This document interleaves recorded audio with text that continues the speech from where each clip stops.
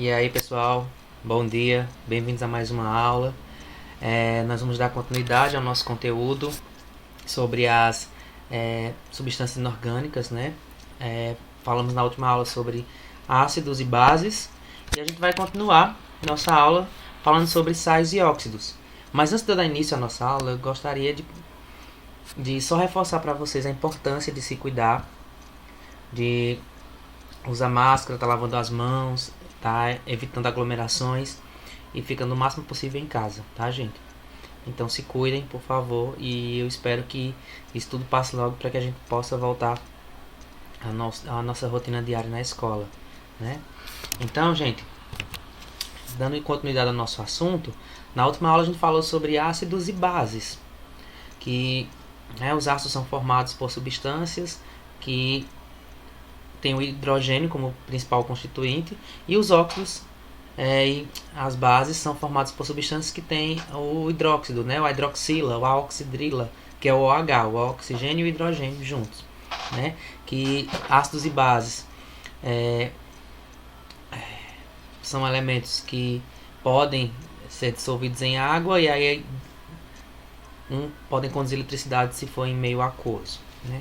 Para os sais e óxidos, nós vamos estudar primeiro os sais e vamos entender que os sais são compostos bastante comuns em nosso cotidiano. Então a gente está em contato com esses compostos no nosso dia a dia.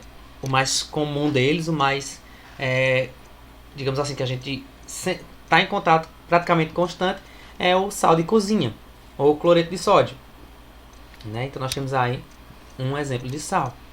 Então nós temos o sal de cozinha, né, que é o cloreto de sódio. Nós temos o bicarbonato de sódio. Eita, que negócio tá voltando aqui. O bicarbonato de sódio, né, que ele é usado como antiácido, ele é usado em fermento para bolos, para composição de talcos, desodorantes, extintores de espuma, tá? Nós temos o carbonato de cálcio, que pode ser encontrado em mármores, em calcário, na casca de ovos, nos corais, nas conchas, estalactites e estalagnites, que são aquelas estruturas que se formam em grutas ou cavernas que têm infiltração de água, né? As estalactites são aquelas que ficam no topo, aqueles negócios pontiagudos que ficam no topo das cavernas, no teto, e as estalagnites são as que se formam de baixo para cima, certo? Gesso, no giz. Então aqui são alguns elementos onde a gente encontra os sais, tá? Então os sais eles estão presentes aí. Quando a gente fala em sal, a gente remete logo a sal de cozinha, ao sal dos alimentos. Mas existem diversos tipos de sais, tá? O sal de cozinha é apenas um desses tipos, ok? Os sais, pessoal, são formados a partir da reação de um ácido com uma base. Olha que interessante.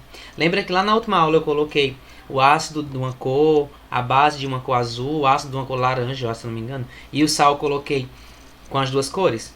Justamente era para remeter a essa questão dos sais serem formados a partir de uma reação química entre um ácido e uma base. Então, se você pegar um ácido, pegar uma base e colocá-los para reagir, o resultado será sal e água. Olha que interessante. Então, um ácido com a base, quando reagem, eles formam sais e liberam água, tá? Formam moléculas de água, tá? Esse tipo de reação entre ácido e base é chamada de neutralização. Até deixei bem destacado aqui para vocês. Então, a neutralização é como se chama a reação entre um ácido e uma base, porque o ácido e a base vão se neutralizar durante essa reação. E aí vai formar água. No caso, ó, o cátion H+, que vem do ácido, né, o hidrogênio, o cátion H+, reage com o ânion, a hidroxila ou a oxidrila, que vem da base, que é o OH-. E vão formar quem? Ó? H e H mais um O, H2O, vão formar água. E essa água vai neutralizar o meio ácido e o meio básico ali. Então vai ficar um meio neutro, tá? Ao mesmo tempo, o cátion fornecido pela base, que estava ligado aqui ao OH, vai se unir ao ânion, que estava ligado ao H, e formar aí um sal. Entenderam? Olha aí. O ácido tem o H e um componente, tá? E a base tem um componente mais o OH. O OH da base vai se ligar ao H do sal, formando a água. E o componente que estava ligado ao H do ácido vai se ligar ao componente que estava ligado ao OH da base e vai formar um sal, tá? Um exemplo aqui, ó. Observe. Eu tenho um ácido mais a base. Eu vou formar um sal mais água. Um exemplo. O HNO3, tá? Que eu tenho aqui um ácido, o ácido nitroso, tá? O ácido nitroso, NHNO3, quando reage com o hidróxido de potássio, KOH, em meio aquoso, aqui água, água, quando eles reagem, vai formar o KNO3, aquoso, e vai liberar água em estado líquido. Interessante, né? Então, nós temos aqui um ácido mais uma base e vamos estar formando aqui um sal e liberando água. Olha que interessante. E esse sal aqui formado é o que a gente chama de nitrato de potássio. Nitrato, porque vem do ácido nitroso, né? E nós temos o hidróxido de cálcio, de potássio aqui, que vai estar junto nesse sal. Eu vou já explicar para vocês como é feita essa reação, tá? Para vocês entenderem melhor. Vamos olhar, ó. Olha esse outro exemplo aqui. Eu tenho o ácido sulfúrico, né? O H2SO4, ácido sulfúrico. E ele vai reagir com o hidróxido de sódio, tá? Só que são 2 mols, ó, 2 moléculas de hidróxido de sódio. E aí vai formar o Na2SO4 e liberar 2 moléculas de água no estado líquido. E esse sal que nós temos aqui é o sulfato de sódio. A gente vai entender hoje a nomenclatura dos sais, tá? Primeiramente, a gente vai estar só focando agora nas reações, ok? Outro exemplo. De novo, o ácido sulfúrico reagindo com hidróxido de magnésio, tá? Aí os dois vão reagir. O H que está aqui, ó, os dois Hs que estão aqui vão reagir com essas 2 hidroxilas que estão aqui e vão formar água. E esse magnésio vai reagir com esse SO4 e vai formar um sal, tá? O MgSO4 no meio aquoso, liberando 2 mols ou 2 moléculas de água, tá? E aqui nós temos o sulfato de magnésio. Ok, gente? Então esses são uns exemplos aí de reação de... Como é que chama essa reação? Reação de neutralização. Estou neutralizando a acidez e a basicidade no meio aquoso, formando sal e liberando água. Ok? Bom. A nomenclatura dos sais se dá da seguinte maneira. Vamos escrever o nome do ânion. Quem é o ânion? O negativo. Que veio de quem? Do ácido. Olha aqui, ó. Presta atenção. O ânion, que é o negativo, esse belezinha aqui, o SO4, que veio do ácido, vai para cá, para o final. Primeiro positivo, depois negativo. Ele vem para cá, para o final. E o cátion positivo que estava aqui, vem para cá e fica no início. Tá? Só que na nomenclatura eu pego primeiro quem? O ânion, que é o negativo. No caso aqui o SO4, que aqui era o sulfúrico, mas vira sulfato. A gente vai entender o final da nomenclatura. Daqui a pouco eu coloco as regrinhas. E o magnésio aqui. Então fica sulfato de magnésio. Certo? Bom, então olha aí.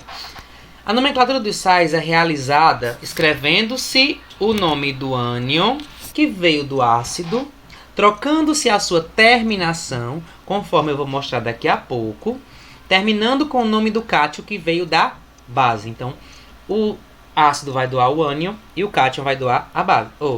A base vai doar o cátion, tá? Formando aí o sal. Olha o exemplo.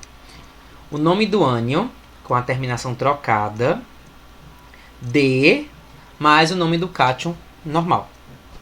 Então, o ácido, ele pode ter 3 terminações. Eu posso ter a terminação hídrico, posso ter a terminação oso e posso ter a terminação ico. Se ele terminar em hídrico, eu troco essa terminação por eto. Tá? Ó, hídrico, eu troco por eto. Se terminar em oso, eu troco por ito, no nome do sal, tá? E se terminar em ico, eu troco por ato, como foi um exemplo aqui como foi o exemplozinho aqui do sulfato, ó, era ácido sulfúrico, ico. Aí eu troco o ico por ato, então ficou sulfato de magnésio, tá? Vou dar uns exemplos aqui. Ó, eu tenho aqui um ácido e uma base que vão reagir formando sal e água. Isso aqui eu mostrei para vocês. Um exemplo. O ácido aqui é o clorídrico. Ó, final aqui, a terminação, ó. hídrico. Hídrico. E a base é o hidróxido de sódio. Olha o nome sódio. Daqui o H que vem para cá e o OH daqui vão se juntar e vão formar água. O cloro que está aqui e o sódio que está aqui vão formar o sal de cozinha, o NaCl2, e meio aquoso. Então eu tenho o, no caso aqui, ó, hídrico, terminação hídrico, eu vou usar o que? Eto. Então aqui vai chamar cloreto de sódio, tá? Cloreto de sódio. Por quê? Porque houve, nesse caso aqui, a mudança da nomenclatura do hídrico por eto. E eu coloco de sódio no final. Então, nome do ânion, que é o negativo, vem aqui. Depois o nome do cátion, que é o positivo. Então, nome do ânion, cloro. Terminação hídrico, que era ácido clorídrico. Então, virou ácido cloreto. Virou cloreto. Ácido você tira, tá? Vira o ácido. Virou cloreto. E aí vem o de sódio. Então, ficou cloreto de sódio. Outros exemplos. Olha aqui, presta atenção. Aqui eu tenho o ácido clorídrico novamente. E aqui eu tenho o hidróxido de cálcio. Presta atenção. Vai formar o CaCl2. Cloreto, porque ó, terminação hídrico. O negócio está passando sozinho. Terminação hídrico, eto, de cálcio. Então, cloreto de cálcio. Nesse caso aqui eu tenho o ácido sulfúrico e o hidróxido de sódio. Então, ico vai trocar por ato. Então, sulfato de sódio. Sulfato de sódio. Quando reage o ácido sulfúrico com o hidróxido de magnésio, como eu já mostrei para vocês, então, sulfato de magnésio. Então, essa é a nomenclatura básica dos sais. Então, eu coloco o nome do ânion primeiro, com a terminação. Né? Eu vou trocar a terminação. Hídrico, eu troco por eto. Ico, eu troco por ato. E oso, eu troco por... No caso aqui, oso eu troco por ito. Certo? Então, tem que fazer essa trocazinha para nomear os sais. Gente, assim como as bases e os ácidos, os sais também podem formar soluções eletrolíticas. E o que seriam soluções eletrolíticas? São soluções, quando você coloca os sais na água, eles vão liberar, digamos assim, íons que são condutores de eletricidade. Então, quando se coloca o sal na água, quando se dilui, quando se forma a solução, ele vai soltar, vai liberar, vai separar os seus íons e na presença de água, esses íons vão ser bons condutores de eletricidade. Se você fizer um circuito e colocar sal no estado sólido e colocar os fiozinhos lá, não vai gerar eletricidade. Mas se você diluir sal em água, né, dissolver, aí você vai conduzir eletricidade a partir daí. Tá? Então a fórmula da dissociação iônica dos sais é, eu tenho um sal aqui XY, que na presença de água, o triângulozinho aqui representando a água, vai liberar cátions e ânions, tá? Cátions positivos e ânions negativos. Vou colocar um exemplo para vocês. Ó, o cloreto de cálcio. Cloreto, ó. Cloreto de cálcio. A terminação eto aí, tá? Porque vem do ácido clorídrico. Então, hídrico, eto. Então, cloreto de cálcio. Tá aqui. O cloreto de cálcio, quando dissolvido em água, vai liberar cálcio positivo e cloro negativo, cátions e ânions. E percebam que o cálcio ficou com 2 mais aqui e o cloro com menos, porque o cálcio é da família do 2A, metais. Então ele tem que perder 2 elétrons. E o cloro é da família 7A, ou ele tem que ganhar 1 elétron, por isso que ele tem só um Azinho. E como é que eu sei? Como é que eu sei, professor? Meu Deus, como é que eu sei que o Ca vai ter que ter um 2 ali em cima? Preste minha atenção na fórmula do sal aqui. Meu Deus, que esse computador tá louco. Ó, preste atenção aqui na fórmula do cloreto de cálcio. Não tem um 2 aqui acompanhando o cloro? A partir daí a gente vai fazer essa troca, tá? Lembra da ligação iônica em que os NOxes, que os expoentes, eles iam para baixo? Lembra? Fazer a troca assim. Nesse caso ocorre o inverso. O que está embaixo ele volta para cima. Então, o que é indicador de quantidade de átomo volta a ser o NOx, ou seja, o expoente, tá? Que indica a carga elétrica. Ó a explicaçãozinha mais básica aqui, ó. Então, eu tenho o cálcio mais o cloro 2. Quando eu vou separar, o que acontece? O cálcio, tá? Ele acaba recebendo o 2 do cloro, só que na forma de NOx. Ou seja, na forma de carga elétrica. Então, só que positivo, né? Que o cálcio é o cátion. Então, ele recebe o 2 e você acrescenta o mais. Fica Ca2+. E o cloro, como o cálcio não tem nenhum númerozinho acompanhando aqui do lado, indica que tem 1. Então, você só precisa colocar o menos. Tá? Repetindo, olha aí. O cálcio, né, o cloreto de cálcio está ali. Quando dissolvido em água, vai liberar cálcio mais cloro. Sendo que esse cálcio, quase não sai.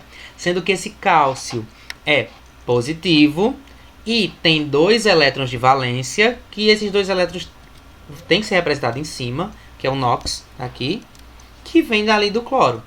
E o cloro recebe o 1 do cálcio. O 1 não representa, então você só coloca apenas o tracinho de negativo.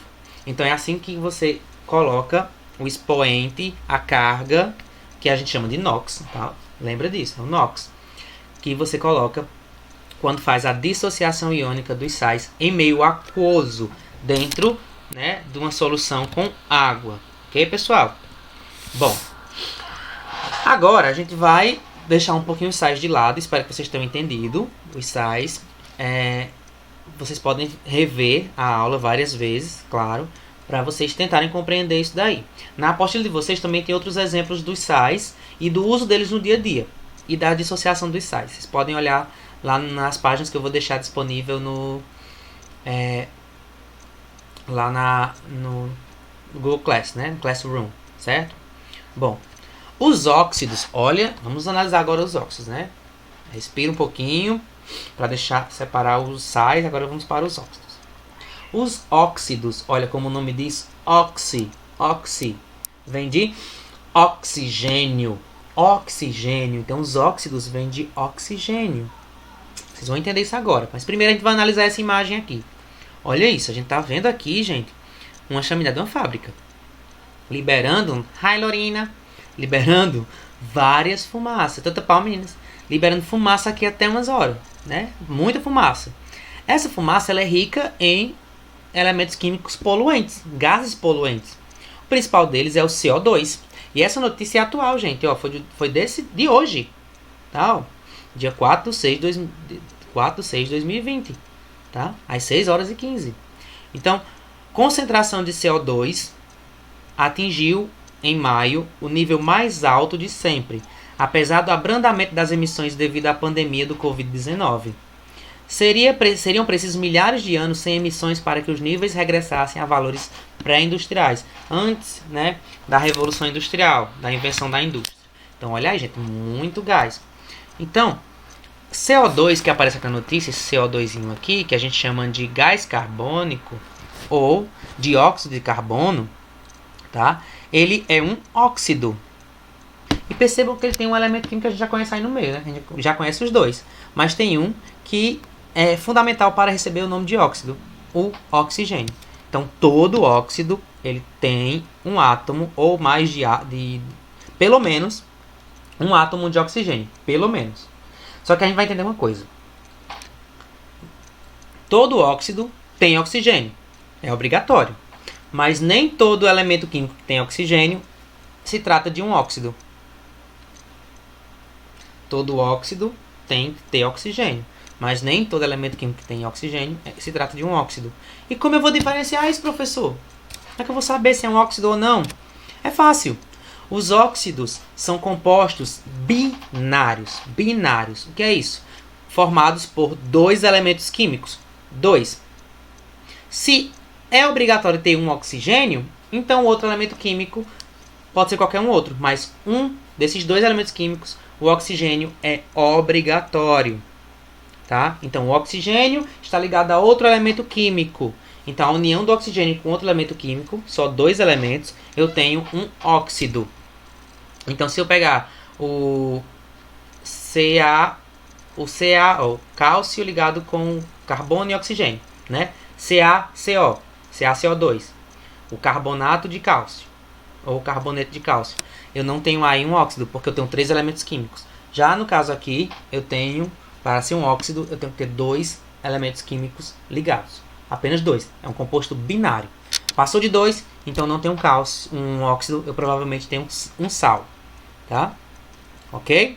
Então os óxidos são compostos binários, formados por dois elementos, e um desses obrigatoriamente é o oxigênio. Ok? Então, nós temos dois tipos de óxidos, os óxidos iônicos e os óxidos covalentes ou moleculares. O óxido iônico é formado pela união do oxigênio com um metal. Ligação iônica, né? Metal e ametal. Metal e ametal. Então, o metal ligado ao oxigênio, que é ametal, então eu tenho aí um óxido iônico. Já um óxido covalente, um óxido molecular, eu tenho o oxigênio ligado a um ametal, a um não metal. Porque é uma ligação covalente, que eu tenho dois elementos que não são metálicos. Ok? Bom, então como eu falei para vocês, nós temos a classificação dos óxidos. Os que têm caráter covalente, que tem ligação molecular, e os de caráter iônico, que tem ligação iônica. Os que têm ligação covalente, ou seja, são compostos moleculares, nós chamamos de óxidos ácidos ou anidridos. Óxidos ácidos ou anidridos. São formados por ametais, tá?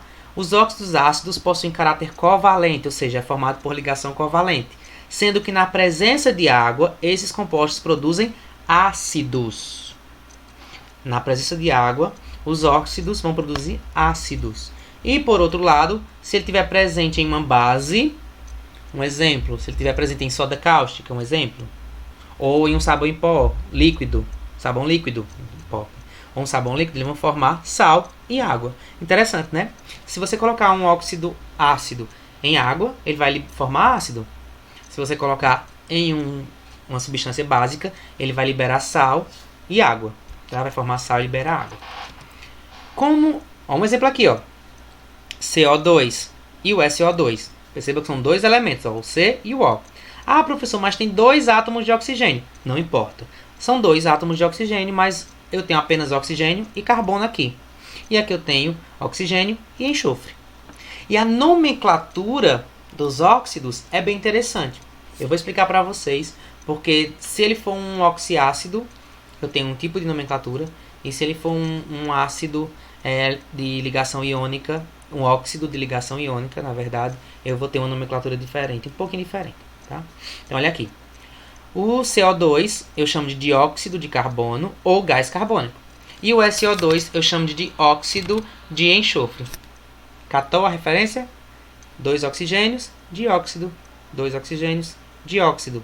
A base da nomenclatura dos óxidos vem daí.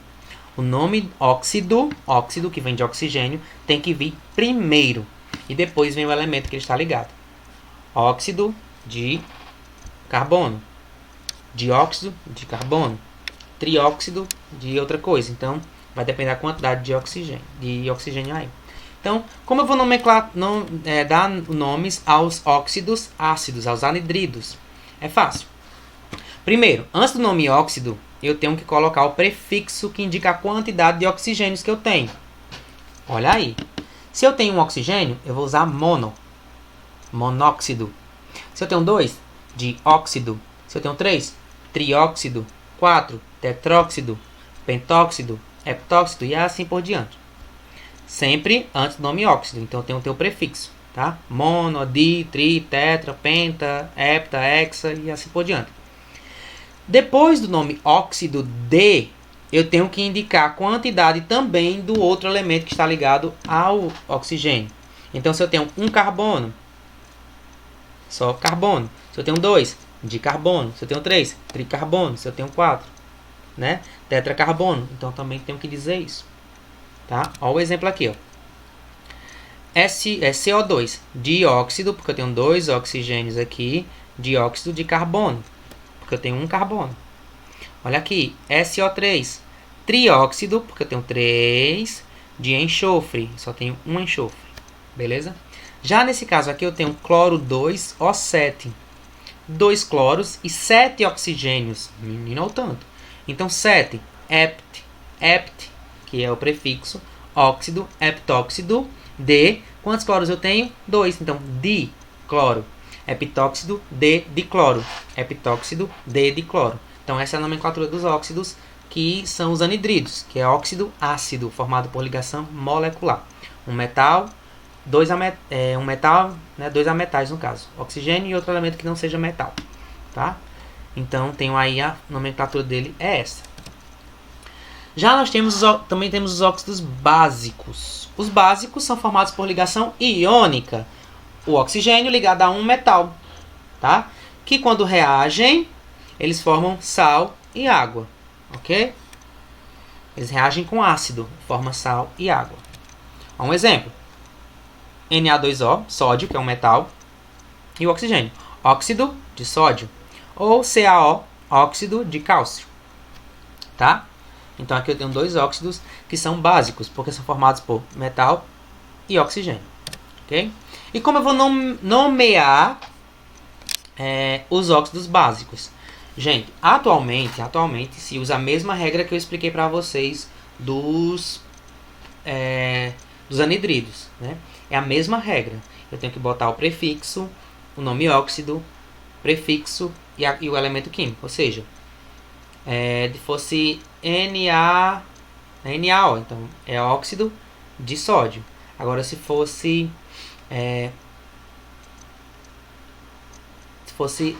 um outro elemento químico que tivesse maior quantidade. Exemplo, vamos pegar um exemplo do alumínio. Pronto.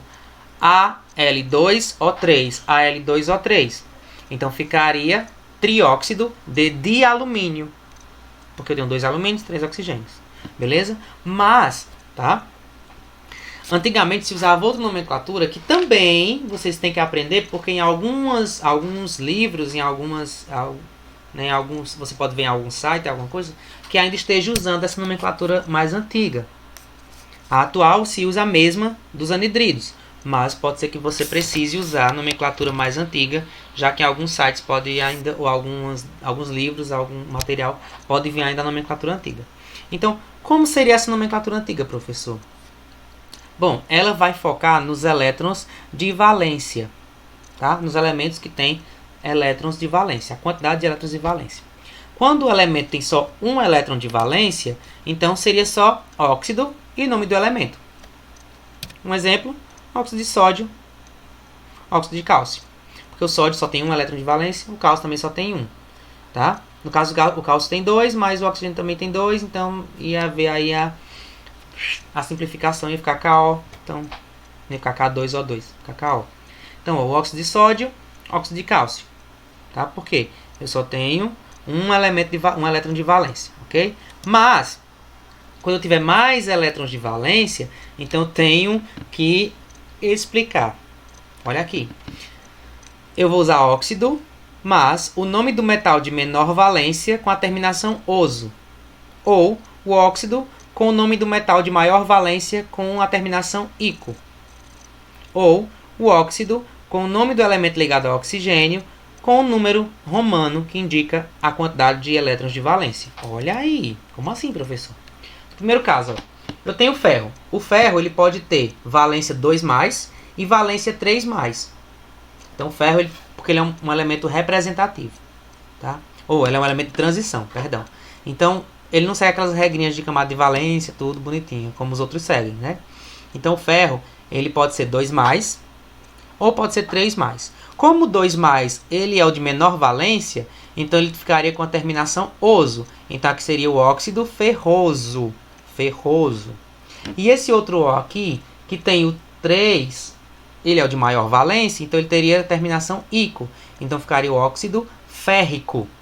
Férrico. Tá? Para diferenciar que aqui com esse nome, quando eu falar óxido ferroso, eu sei que nessa ligação tem um oxigênio com valência 2+. E o óxido férrico eu tenho um de 3+. Ok? Ou eu posso usar a nomenclatura com os algarismos romanos. Ó, eu posso colocar um nome simples, óxido de ferro. Se for o que tem 2+, eu boto um 2. Se for o que tem 3+, eu boto 3. Então, óxido de ferro 2 para o FeO e óxido de ferro 3 para o Fe2O3. Essa é a nomenclatura antiga, que era usada bastante para os óxidos básicos. Mas agora, atualmente, está se usando aquela lá que indica o prefixo né, que indica a quantidade de oxigênio, mais a palavrinha óxido, mais o prefixo do outro elemento químico, mais o nome dele, certo? Ok, pessoal? Então, espero que vocês tenham entendido. Vou encerrar nossa aula aqui para a gente não se estender muito, né? A nossa aula já está bem comprida, mas espero que vocês tenham entendido. Se não entendeu, eu estou para tirar as dúvidas de vocês no WhatsApp e no Classroom. E aqui está a atividade de vocês, que vocês vão fazer. Era a página 32 a 35, se eu não me engano. E eu cometi esse pequeno errozinho aí no vou colocar a página. Só conferir para vocês aqui. É de 32 e 33. Pronto, 32 e 33, ok? Consertem aí. 32 e 33, questões de 8 a 17 da apostila. Certo, pessoal? Então, nos vemos na próxima aula. Qualquer dúvida pode me procurar durante esse período da nossa aula. No aplicativo, no WhatsApp, estarei disponível para vocês, tá? Então, pessoal, se cuidem e até a próxima aula, tá? Valeu, tchau!